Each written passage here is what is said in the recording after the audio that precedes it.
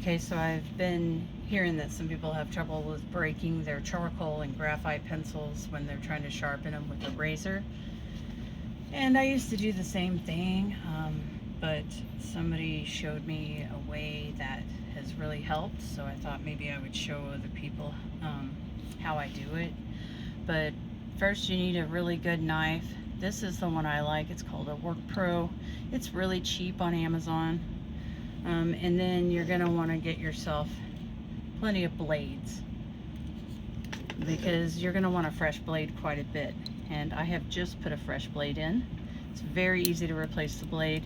You just push that up, pull it out, and you can actually flip it over, because there's the blade is double-sided. So, but it's really easy to change the blade, and just make sure that you safely dispose of these. I wouldn't put them in the trash.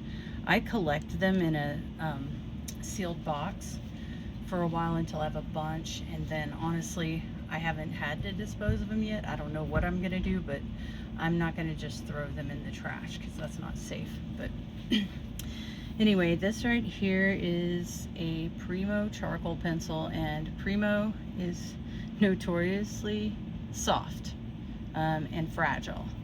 And in fact, this one got dropped, and that is why it's like this. So I have to sharpen it again.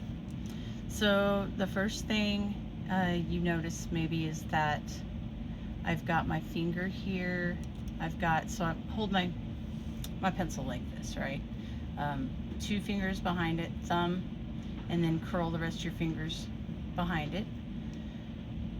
Okay, and then go hold it horizontally, and do not you don't want to go like this. I know some people just do this, and I mean, I suppose you can, but this is why things break. I think a lot of times people doing that, but you want to have a controlled movement, and you want to make sure that you're horizontal too. Don't go in like that, because then you're going to cut into you're going to cut so deep into the wood that you're going to get into this, which you don't want to get, and you're just gonna have to be patient and just shave it off slowly, and then as you pull back, roll the pencil.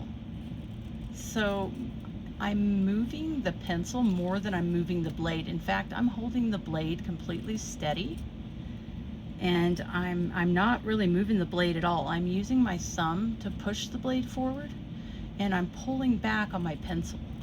And this gives me a lot of control, and I'm taking my time. You know, it takes time to do this. You want to put on some nice music, or just kind of meditate a little bit during your sharpening sessions. And as long as you've got a sharp blade and you use this technique, your chances of breaking it's going to be a lot less, I think. Now, you're still going to have to get used to it. You're gonna have to do a little practice. You're gonna break some things. I recommend you start with some cheap pencils or charcoal, things that you don't really care about. I mean, don't go for your most expensive, you know, items to do this.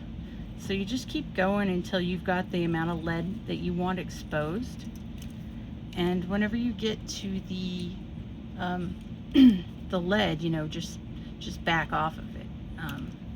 Don't keep going. I mean, you could do this if you want to sharpen it that way, but it's risky, and I prefer to use like sandpaper for that part of the sharpening. But just keep going back a little further, and just go all the way around until you have, you know, the amount exposed that works for you or for your medium.